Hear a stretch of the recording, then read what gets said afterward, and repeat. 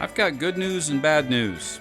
There's jokes that start out like that, and in some ways, the book of Exodus is actually full of that sort of contrast, but without punchlines, because there's no laughing matters here.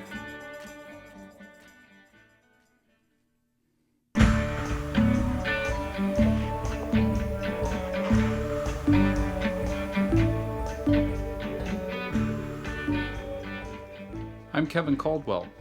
Welcome to Sacred Wisdom, Sacred Texts, an exploration of some of humanity's most influential sacred writings.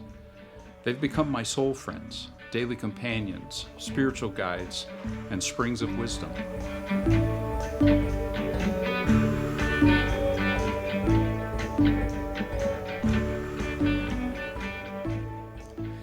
Well, we've been looking at the book of Moses called Exodus, which comes from a Greek word made from the combination of the preposition ex, meaning out or out from, and the word hodos, way or road. And so Exodus, then, when you put those together, means departure, exit, or the road out. And we've come to the very cusp of the event which became the namesake of the book. The people of Israel actually exodusing from bondage in Egypt. However, that event is more than the central point of just this book. It's the defining moment in Israel's history in many ways. In the viewpoint of the authors of the Hebrew sacred writings, this event of the Exodus is the central event among a group of events which formed her sense of identity. There's, of course, the Passover as the annual celebration of the final plague, which leads to this Exodus. There's the parting of the Red Sea as a miraculous kind of final rescue before heading out into the wilderness. And there's this, all through the whole story, this sense of being uniquely chosen and favored, the way that that's reinforced in the Exodus story. And so over and over again, the people of Israel are reminded by their prophets and sacred authors that the God they serve, or very often fail to serve, describes themselves by saying, I am the Lord who brought you out. Now, before we get to the departure itself and things like the parting of the Red Sea, which I'm actually going to sort of skip through, we have to get through the famous 10 plagues, the 10th of which culminates in the death of all of Egypt's firstborn sons, a result that's brought upon them, we're told, because of the stubbornness of their ruler, Pharaoh. However, Pharaoh's stubbornness, we're going to learn, had an accelerant, as it were, an accelerant that was added to it, because the author tells us that God was actually making Pharaoh this way, hardening Pharaoh's heart. That 10th plague and this hardening of the heart are behind two questions that I left hanging at the end of the prior episode. What kind of God acts like this? Namely, telling Pharaoh to do something, then making him too stubborn to obey that, and then punishing him for the disobedience that was brought on by God's own action of hardening Pharaoh's heart. Or what kind of God kills children by their own hand, meaning God's own hand, not just allowing somebody else to do it, which is bad enough, and seems to do so in retaliation for Egypt's enslavement of Israel, of whom God says, "This is my son." As I concluded last time, I hinted that I've come to interpret the plagues and the killing of the firstborn and the destruction of the Egyptian army in the sea as similar to what other sacred traditions have described as an outworking of some kind of karmic cycle. But that's getting ahead of things, as I often do. And it's going to require a lot more explanation, obviously. So first, I want to get to the story itself. Let's get the story out. So, let the plagues begin.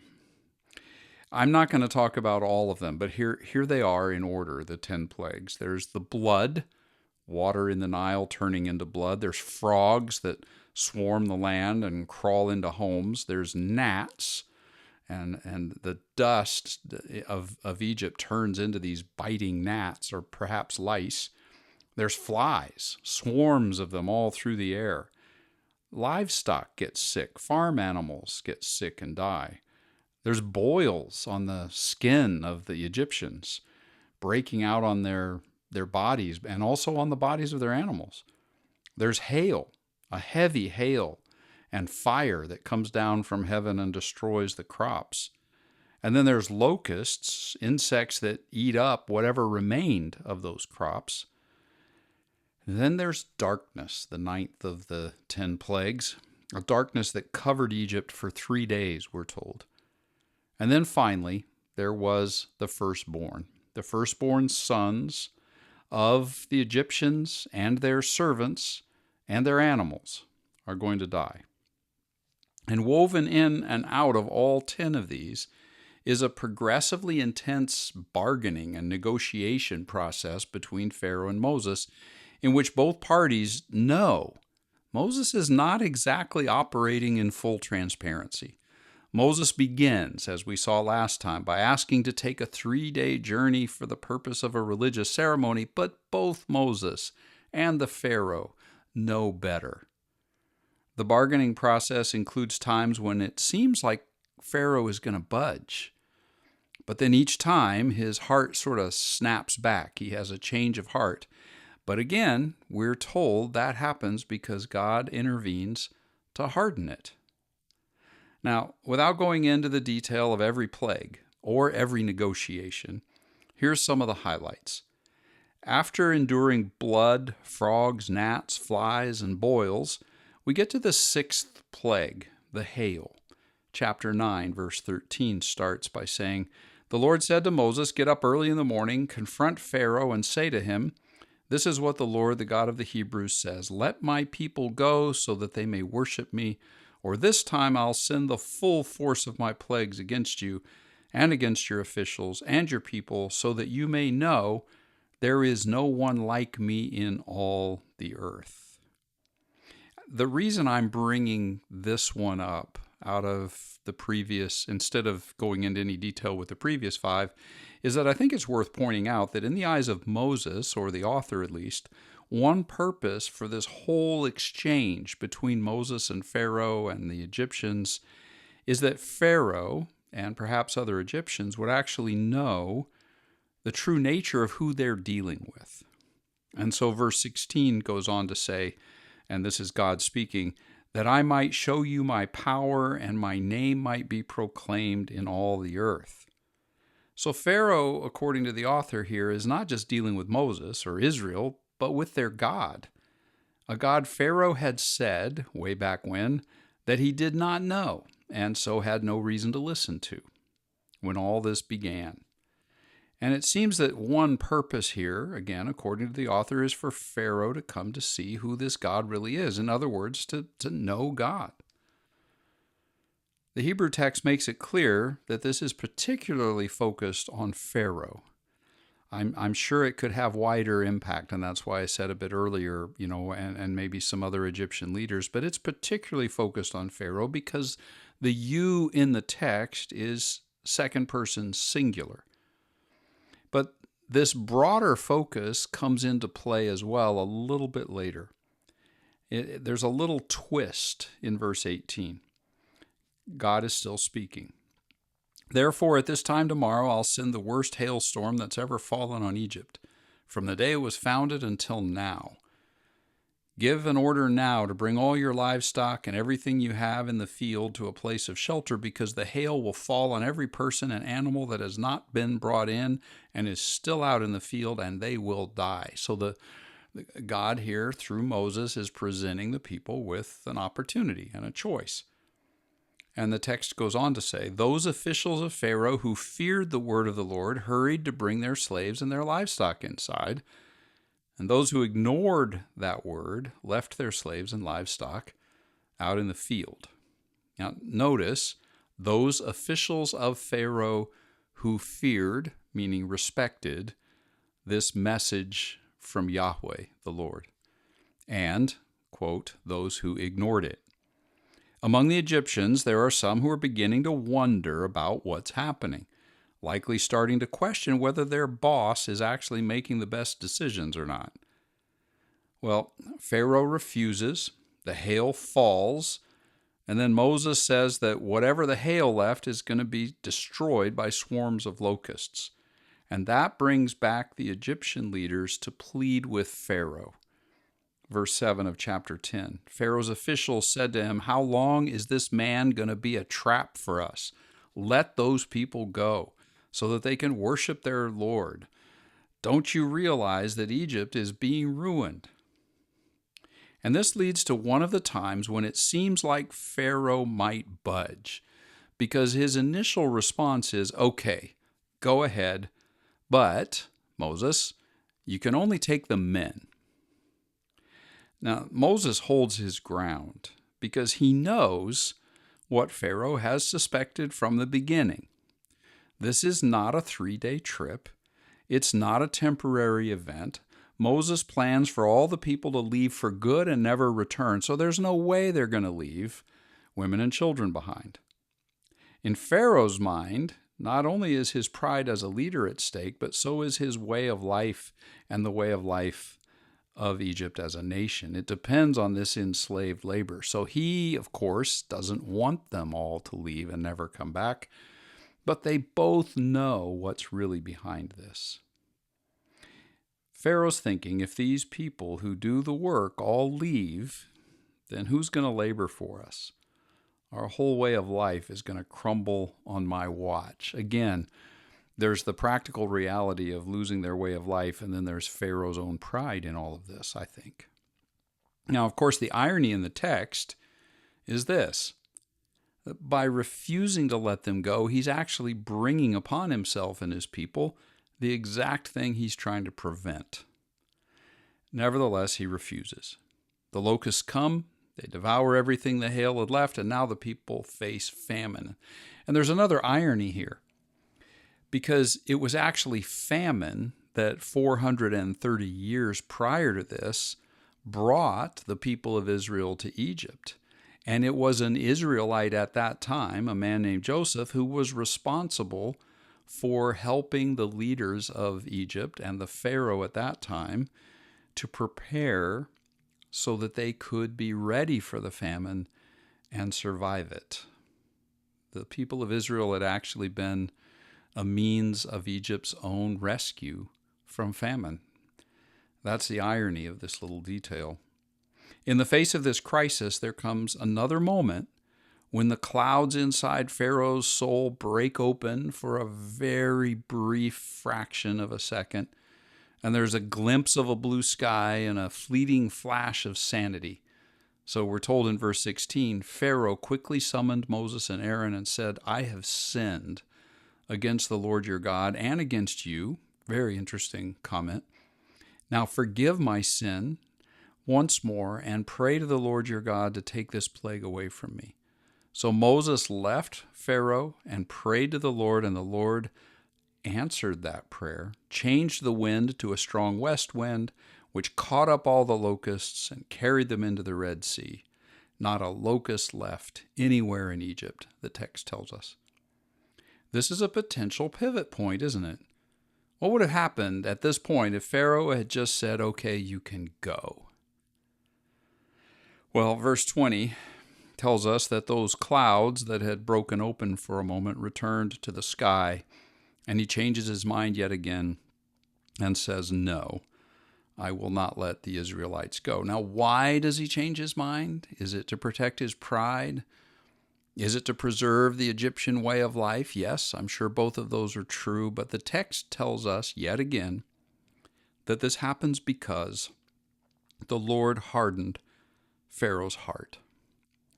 So let's take stock of things. Egypt has endured water being turned into blood, frogs swarming the land and their homes, dust turning into biting gnats, swarms of flies, an illness that swept through and destroyed much of their livestock, painful boils on the people and their animals, a heavy hail destroying more of the animals, as well as much of their crop, and then swarms of locusts devouring most, if not all, of what remained of their produce in the field. So now what else can go wrong? Chapter 10, verse 21. The Lord said to Moses, "Stretch out your hand to the sky so that darkness spreads over Egypt, a darkness that can be felt." I think that's a really fascinating additional phrase. It's a powerful image. It's a striking way to convey more than just a physical plague of darkness. Maybe the plague of darkness, this darkness that is felt, is a sort of artistic, creative depiction of the psychic toll that everything is taking on the people of Egypt. Gloom, depression, heaviness, despair. They likely feel as if they've lost everything. Everything is at risk. It's dark. And after 3 days of that, I imagine kind of wading through those 3 days, Pharaoh has another moment of rationality. Go, worship the Lord. Even your women and children may go with you, he says. So has Moses won the bargaining? Not quite. Pharaoh is still negotiating because he adds, yeah, you can take your women and children, but you've got to leave the animals. Again, he knows what Moses knows. This is the elephant in the room. I know you're just trying to leave and not come back. Well, Moses is still negotiating too. He says that since they're going to go out to offer sacrifices, and since that means animals, and since they won't know, he says, which animals God wants to have them sacrifice until they get there, then, and here we're quoting Moses, not a hoof is to be left behind. Both of these men, again, know full well what's going on. There's a sort of agreed fiction between them. That's what I called the elephant in the room just a few moments ago. Both men know the intention of Moses is to leave with all the people and everything they possess, and both know the plan is that Israel will never return once that happens. And so again, we hear about the hardening of the heart. Verse 27. The Lord again hardened Pharaoh's heart, and he was not willing to let them go. Pharaoh said to Moses, "Get out of my sight. Make sure you never appear before me again. The day you see my face, you will die." Puts a little bit of a difference into the whole bargaining process, doesn't it? Clearly, things have come to a head. Negotiations have reached a breaking point. And Moses underlines that by saying, okay, so it will be, just as you say. I will never appear before you again. Before Moses leaves, he has one more parting shot, one more message for Pharaoh, one more plague to announce, and it's offering perhaps one last chance. Chapter 11. Moses said, "This is what the Lord says. Around midnight, I'll go through Egypt. Every firstborn son in Egypt will die, from the firstborn of Pharaoh who sits on the throne to the firstborn of the female slave who's at her hand mill, and the firstborn of all the cattle as well. There will be loud wailing throughout Egypt, worse than has ever been or ever will be again. But," Moses adds, "among the Israelites, not a dog will bark at any person or animal. Then you will know that the Lord makes a distinction between Egypt and Israel, and all these officials of yours will come to me bowing down before me, saying, 'Go, you and all the people who follow you.' And after that I will leave," Moses said. And then we're told that Moses, hot with anger, left Pharaoh. Now, here's what I notice and what I have some questions about. Let me begin with Moses' anger. This is the first mention of Moses' emotions in this whole process, and it's a strong phrase. He's burning with anger. His face was burning, is what we're told. He's angry at Pharaoh's stubbornness and his changes of heart and refusal to let Israel leave. But I wonder, and those are all valid things to be angry about, I wonder if there's more to it. I'm thinking of the saying that I learned many years ago, behind the anger, look for the pain. The pain of Moses' own exile. The pain of Moses' own personal grief. 40 years without, so far as we know, seeing his father and mother and brother and sister, and all that was because of a prior Pharaoh. The pain of Moses' own memories of what he saw with his own eyes 40 years ago as he saw the people of Israel being mistreated. And also, as a fellow descendant of Abraham, these 430 years of enslavement. He was angry, burning with anger. And he should be angry. And so should we. In the face of injustice and grief upon grief inflicted upon any people, we too should feel the grief and the pain and the anger. Which brings me, though, to the question of justice. As we've seen, the event of the Exodus becomes a defining moment for the people of Israel, and it's all about liberation, freedom from enslavement. It's about justice. It became such a defining event that it was tempting to think in later years, we are the people God delivers. We are the people, singular, for whom God works justice. And the text points out that God is making a distinction between Egypt and Israel, a distinction so sharp that while Egypt is going to experience a grief it has never known, over there among the Israelites, we were told, if you may remember, that it's going to be so peaceful that a dog isn't even going to be barking. But let me bring in the broader context of the Hebrew sacred tradition here. A later prophet named Amos, in chapter 9 of his work, will deliver this message, speaking on behalf of God. Are not you Israelites the same to me as the Ethiopians, declares the Lord? Didn't I bring Israel out of Egypt? Yes, see, there's that defining moment. But also the Philistines from Crete, the Arameans from Kir. The eyes of the sovereign Lord are on the sinful kingdom, and I will destroy it, no matter what kingdom it is. And in the context of Amos, the sinful kingdom Amos is talking about is Israel itself. Amos's whole purpose was to make 2 points. You, Israel, are not the only people for whom God brings justice and freedom. Other nations have an Exodus story too. Freedom from enslavement, justice that I worked. And second, Israel, this is God quoting, I'm quoting here, Amos's thoughts in kind of speaking in the place of God here. Israel, God's concern for justice means you too are going to be brought to account, just like Egypt. Amos's message is very much in keeping with how the books of Moses at times present the theme of being a chosen people. When God promised Abraham that his descendants would be blessed, it was clear that this was for the purpose of bringing blessing and good for all people. So Amos is in keeping with that concern for all people. And that theme does run through the books of Moses, as we've seen. The theme of concern for all people is connected to the divine purposes of blessing, the good of all humanity, and universal justice. And that purpose is at work here in Egypt, in the encounters between Moses and Pharaoh. Even when the focus is on liberating Israel from injustice, the focus isn't just on Israel. The focus is still on the good of all people, the blessing of all people, and justice for all people.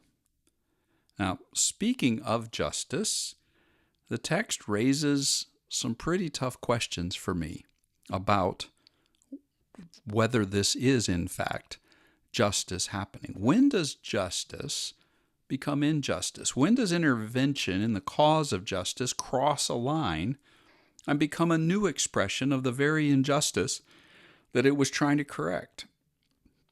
In the case of this encounter, which is as much an encounter as we've seen between God and Pharaoh as it is Pharaoh and Moses, God seems to be doing more than just balancing the scales of justice. God is taking revenge. In effect, saying, you, Pharaoh, have enslaved my son Israel, so I am going to kill yours. And not just yours, Pharaoh, but every firstborn son of the Egyptians, all the Egyptians, and all your servants, and all your animals. Is that justice? One of the most famous dictates of the law of Moses, the Torah, and we're going to look at this probably in the very next episode, is the principle of an eye for an eye and a tooth for a tooth. This injunction was intended to set limits on punishment and retribution. In other words, it was meant to set boundaries for justice. This justice that is in the Mosaic Law required that punishment be made at a degree that's in keeping with the crime. Which means what in this case? Literally, it would be, well, it would have meant if you just wanted to actually take literally eye for eye, tooth for tooth, what would have been required is that Egypt would have had to flip roles with Israel so that Egypt becomes enslaved just like Israel had been, and do that for 430 years. Now, I grant that's actually not a realistic turn of affairs, but that would have been eye for an eye and tooth for a tooth. And that's the kind of justice that we're told in the books of Moses God requires and tells Moses to institute among the people of Israel. Furthermore, justice, it could be argued, would require dealing with the responsible party. Here, Pharaoh, perhaps, or even probably, some of his officials as well, the ones responsible for getting the people into this mess to begin with. Of course, we can also look at Egypt as an example of systemic oppression, and then we could say that the adults of the land could be held responsible and accountable, but justice would require dealing with the responsible party, right? But here, children are going to be killed. Whatever justice may have meant in the situation of Exodus, I can't see how it could include the slaughter of the firstborn sons of the land of Egypt down to the servants and the animals. So my question again, is this justice? And my answer is no.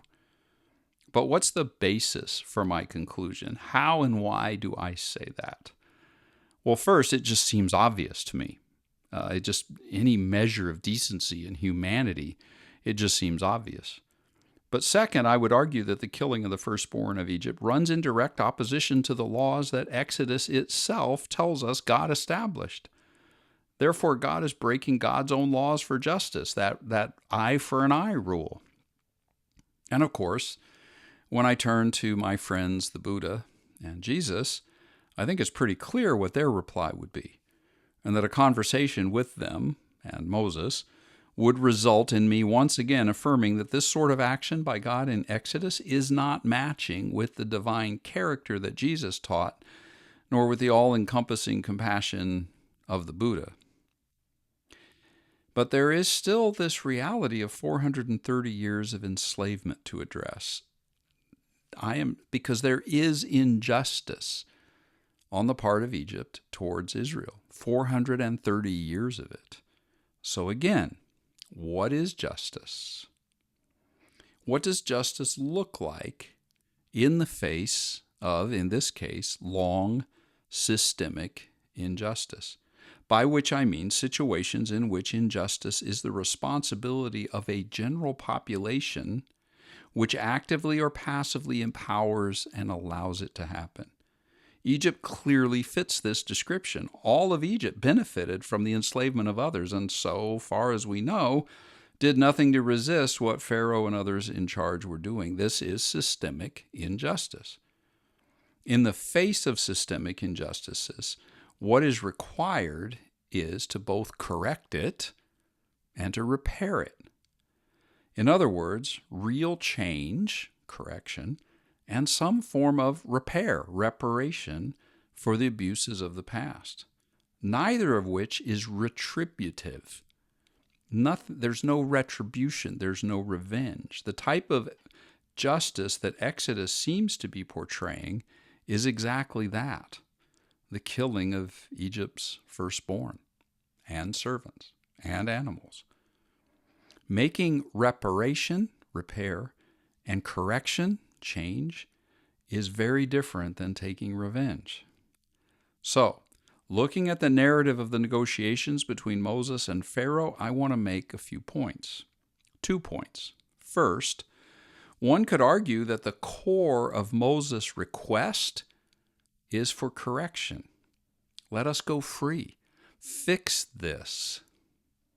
Second, one could argue that the Egyptians themselves engaged in a type of reparation, trying to repair, when they loaded the people of Israel with jewelry and silver and gold to help send them on their way. Now, of course, that latter step was in some ways forced upon the people of Egypt. It became kind of the lesser pain in the face of the plagues and was really only taken in the face of all that had unfolded due to the fact that their leader refused to let Israel go in the first place and refused to make correction of the centuries-long systemic injustices that Egypt was guilty of inflicting. Nonetheless, there was some measure of reparation offered.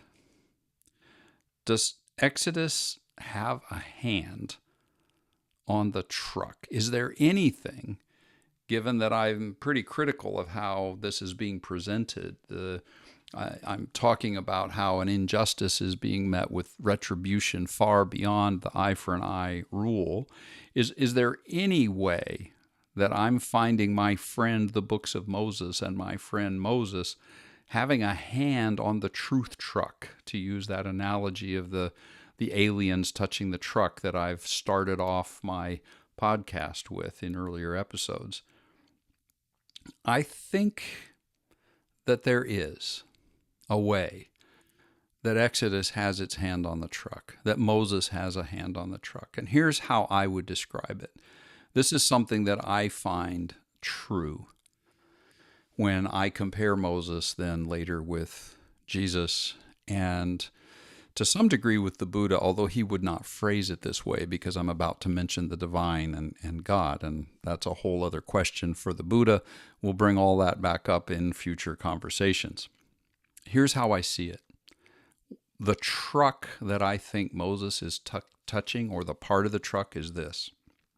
God will intervene in the face of systemic injustice and will correct it, and that if this is resisted, the consequences for those resisting are dire. Given that, as we saw with the prophet Amos and in the promises to Abraham, the God of this Hebrew sacred tradition is not just a national God with one favorite people, but is concerned for the good and the well-being and the blessing and the justice of all peoples, then these events in Exodus are in some ways paradigmatic of that. Not just paradigmatic for Israel, as we noted earlier, but for humanity.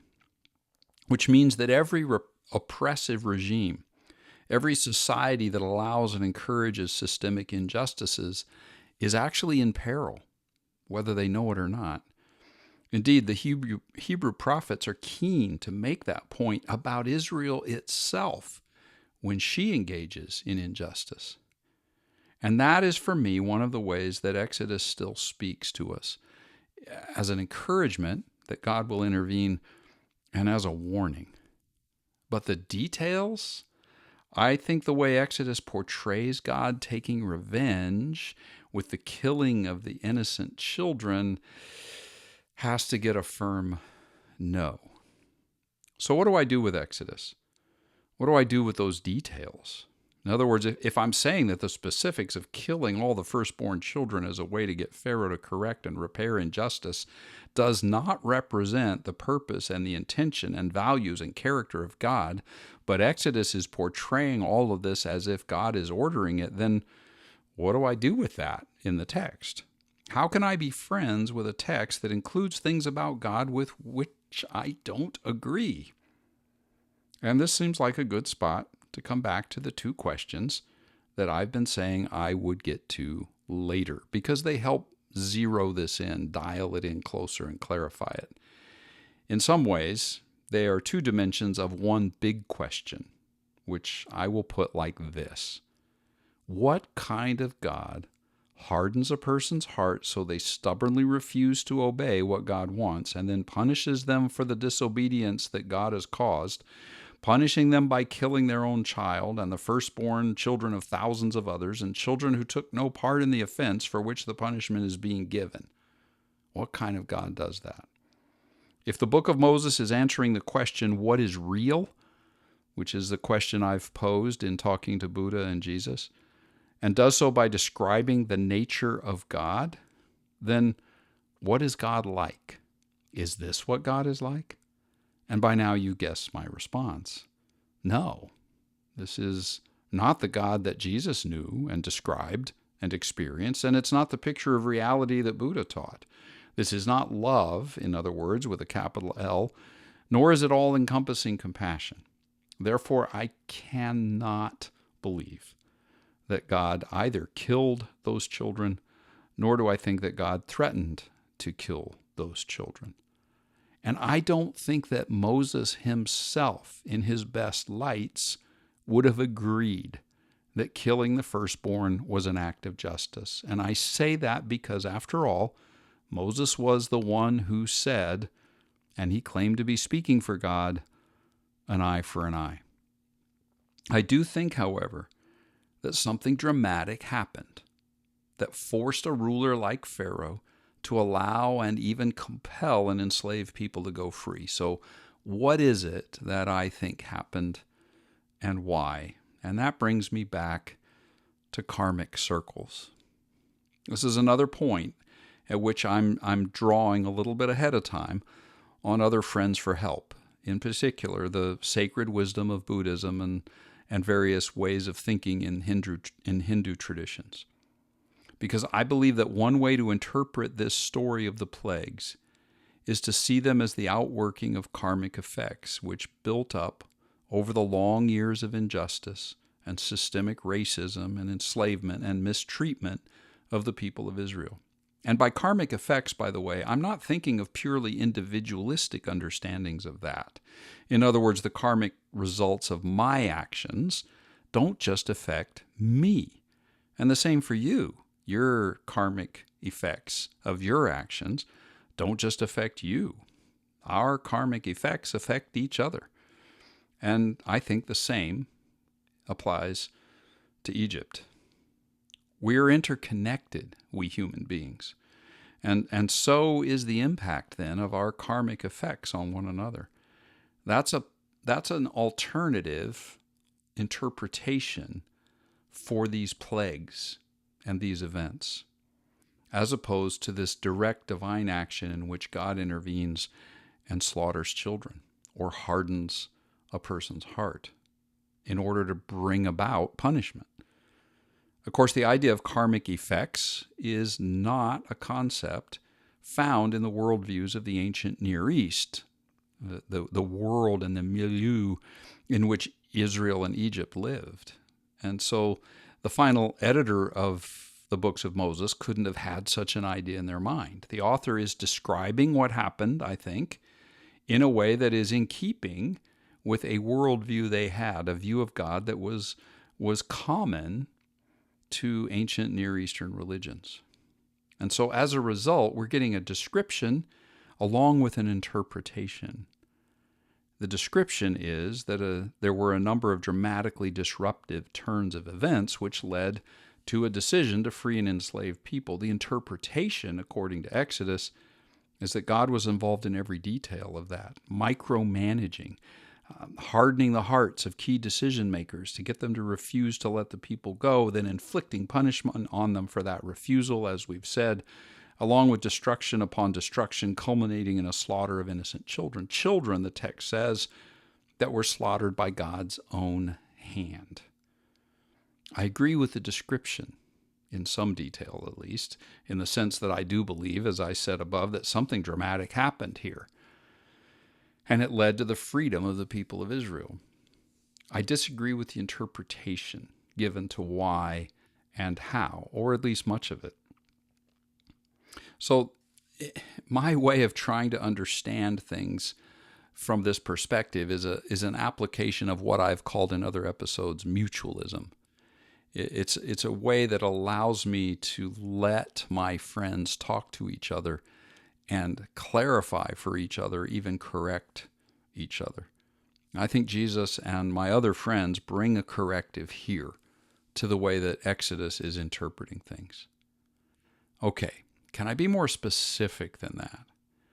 Well, here's my summary of the sort of conclusions that I think a mutualist interpretation brings me to as I seek to try to understand Moses in the light of Jesus and the Buddha together. And I'll probably come back to some of this in more detail when I do the episode where I'll get all three of these friends in the room together.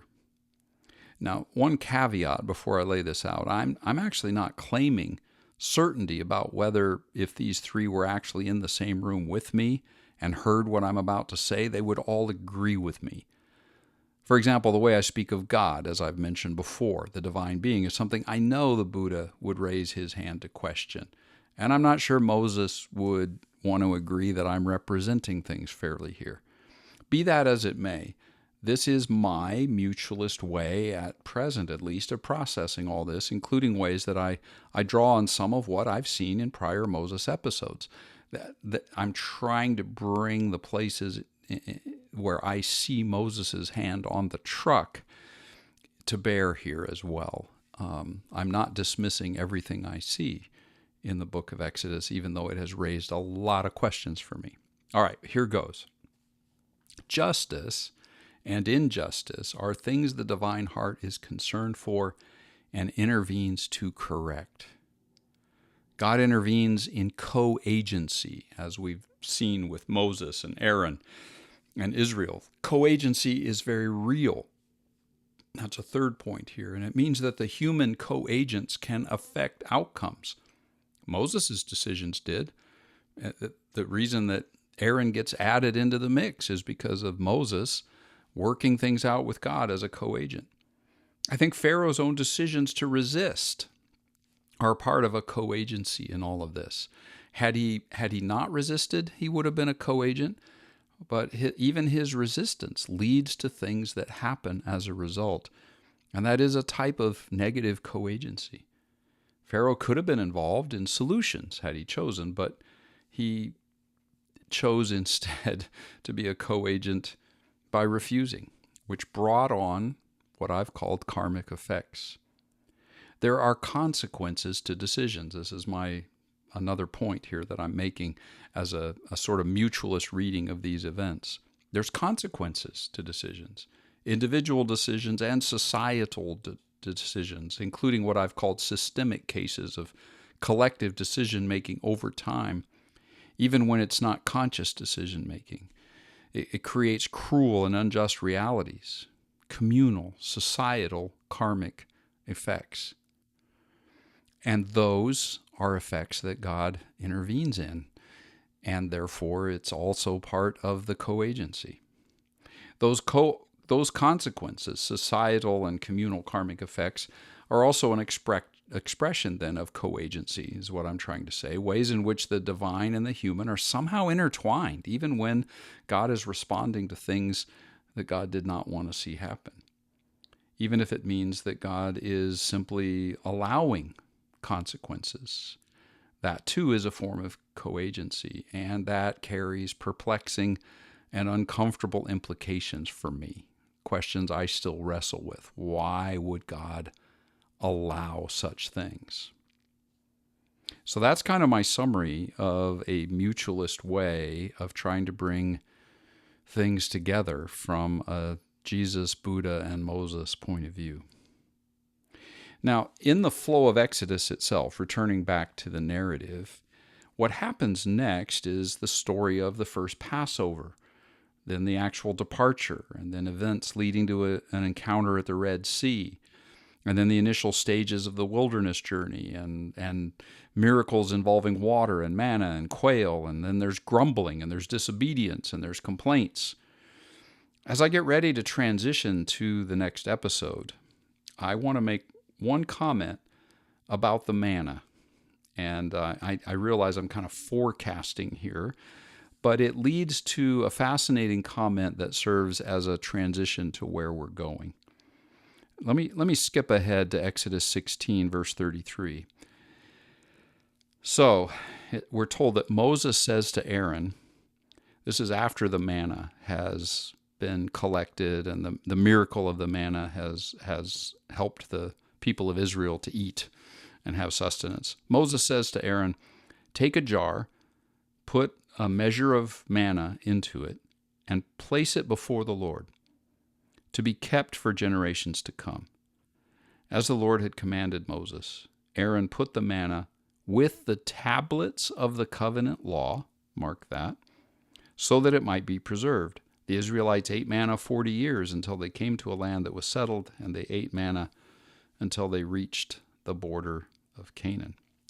And yet, notice, here there's already mention of the tablets and of a covenant law, but there are no tablets yet, and no law has been given yet.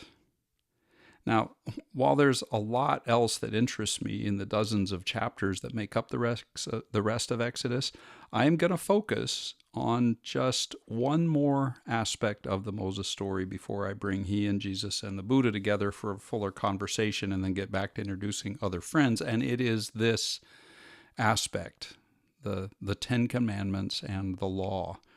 That means I'm going to skip a lot of big events in order to focus on these tablets of the law and the Ten Commandments and a selective look. There's so many different laws given in Exodus that it'll be a selective look at some of those other laws and primarily from this angle of what does Moses have to offer with his hand on the truck, and how do those laws continue to speak to us about issues of justice that we've been looking at.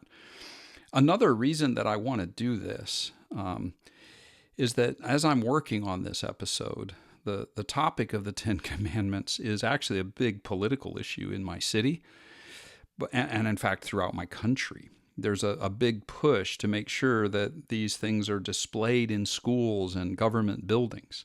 So I really want to look more closely at them and at what they meant and mean, and perhaps some of the issues involved with looking at the Ten Commandments and what they have to say to us.